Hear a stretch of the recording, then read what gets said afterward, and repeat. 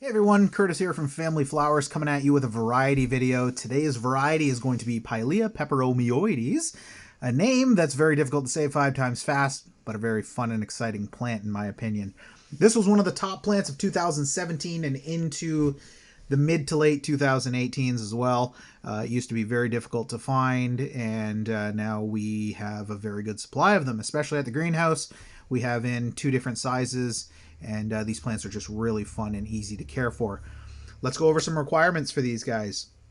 A lot of people think that they need very bright light with direct sun. That's not true. In fact, these guys do well in a bright lit area like a southern room, southwest, southeast, or south, depending on where you place it in your room. As long as they're not getting hit by direct sunlight, you won't get any leaf scorch, and they'll be more than happy. Now, another thing with these guys is their soil type.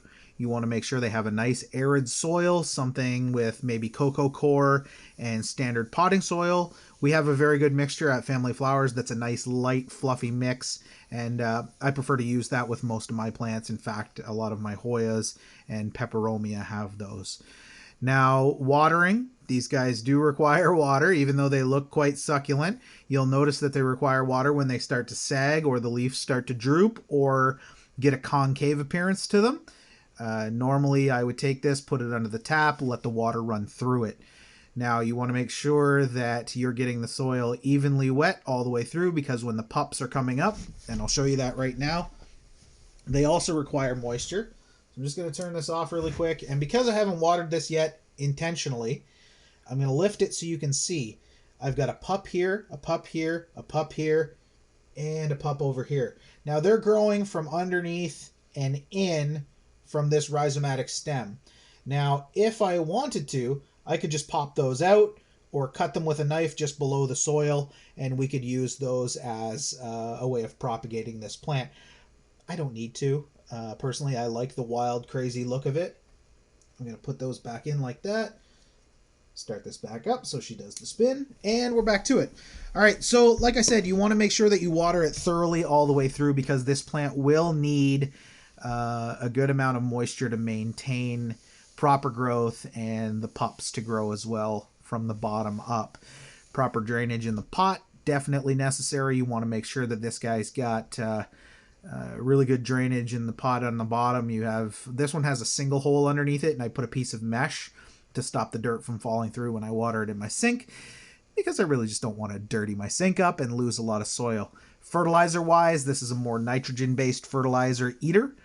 You would use something like a Scott's brand or any of the fertilizers that use either a slow release nitrogen or the drops that you can dilute in water would be ideal for these guys. You could also use some Miracle Grow potting mix as well.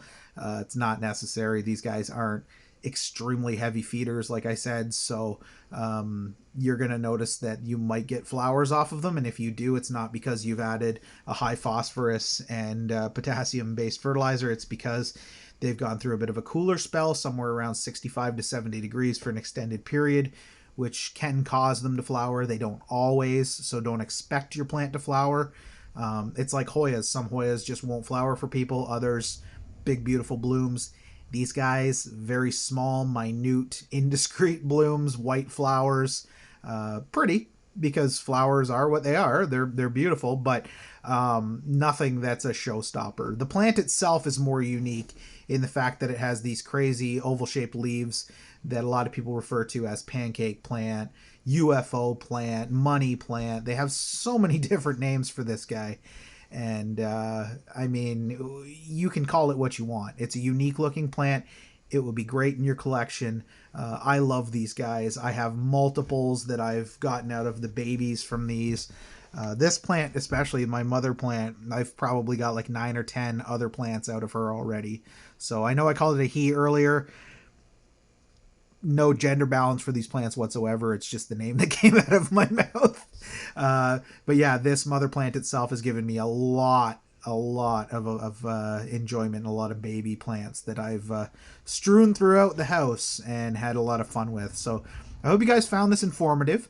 If you guys want one of these, we do carry them at the greenhouse. You can reach us probably here on Facebook would be your best bet, as right now we are quarantining a bit from the general public coming into the greenhouse.